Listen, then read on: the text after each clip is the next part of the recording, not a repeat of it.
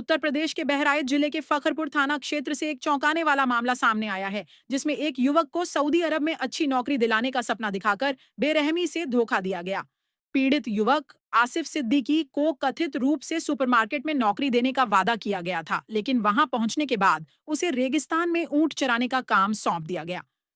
आसिफ के परिवार वालों के अनुसार कुछ स्थानीय एजेंट आरिफ, वसीम, आसिफ और ताज मोहम्मद ने मिलकर आसिफ को विदेश भेजने की योजना बनाई। उन्होंने कहा कि सऊदी अरब के एक सुपरमार्केट में अच्छी सैलरी पर नौकरी है और इसके एवज में कुल 1,55,000 रुपए लिए गए। परिवार ने किसी तरह बड़ी मुश्किल से यह रकम जुटाई, लेकिन हकीकत बेहद डरावनी निकली। सऊदी अरब पहुंचने पर जो वादे किए गए थे, उनका 1% भी पूरा नहीं हुआ। सुपरमार्केट में एयर कंडीशन काम की जगह उसे झुलसती धूप और तपते रेगिस्तान में ऊंट चराने का काम सौंप दिया गया। रोजाना घंटों तपती रेत पर पैदल चलना, भारी बोझ उठाना और जानवरों की देखरेख करना, यह सब कुछ उसकी उम्मीदों के बिल्कुल विपरीत था। भीषण गर्मी और अमानवीय काम के चलते उसकी तबीयत लगातार बिगड़ने लगी। रिपोर्ट के अनुसार उसे खून की उल्टियां होने लगीं और जब उसने इस स्थिति की शिकायत की तो न केवल उसे बुरी तरह पीटा गया, बल्कि उसे जान से मारने की धमकी भी दी गई। घर वालों ने जब बेटे से बात की तो वे हिल गए। आसिफ ने किसी तरह हिम्मत जुटाकर अपनी मां से संपर्क किया और अपनी हालत बताई। इसके बाद परिवार ने तुरंत फखरपुर थाने में लिखित शिकायत दी, लेकिन स्थानीय पुलिस ने मामले में कोई ठोस कार्रवाई नहीं की। मजबूर होकर पीड़ित की मां ने पुलिस अधीक्षक एसपी बहराइच से न्याय की गुहार लगाई है।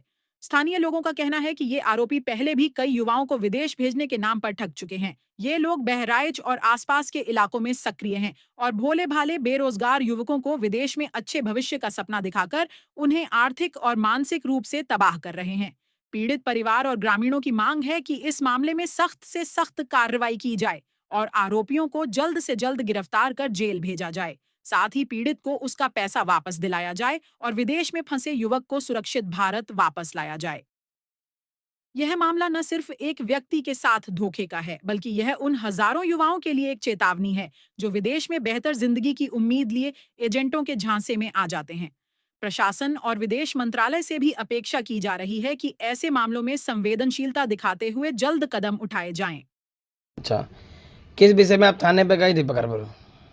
लड़का का हमारा मॉल में भेजिन, मॉल में से ऊँट चरावे में भेज दीन है। अब बहुत इज्जत देते हैं। जब थाने में जाओ अभी आरिफ रहे, आरिफ हुआ है, ताज है तो ताज सब लोग थाने से मिले हैं, अपना पैसा दिए हैं, तो हम कोई सुनवाई नहीं होते।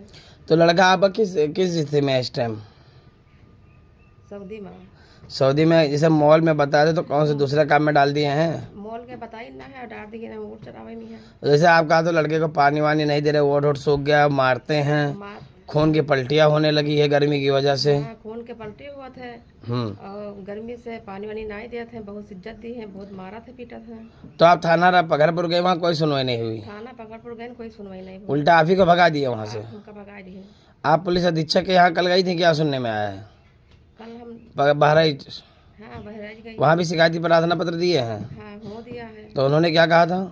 उन्होंने कहा इनके थाने का तुम देखो पहुँच जी है शाम तक के।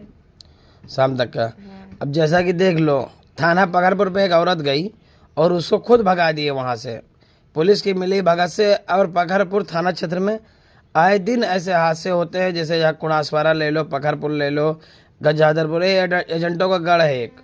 और वहाँ गरीबों को फंसाया जा रहा है। जो गरीब मजदूर हैं उनको सिर्फ इसी तरह मॉल के नाम पे झांसा देके कि आपको बड़ा आदमी बनाएंगे और करोड़पति हो जाएंगे आप, ऐसे ही झांसा देके 2-2 लाख रुपए, 1.5 लाख रुपए ठगी करके उनको ऊँट चलाने के काम में भेज देते हैं लोग।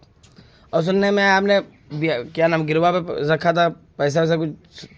हाँ, पैसा हम 60,000 पर गिराई, जेवर भेज के हम अपना बच्चन का भेजा रहा है। सूती पर लेके पैसा भेजा रहा है।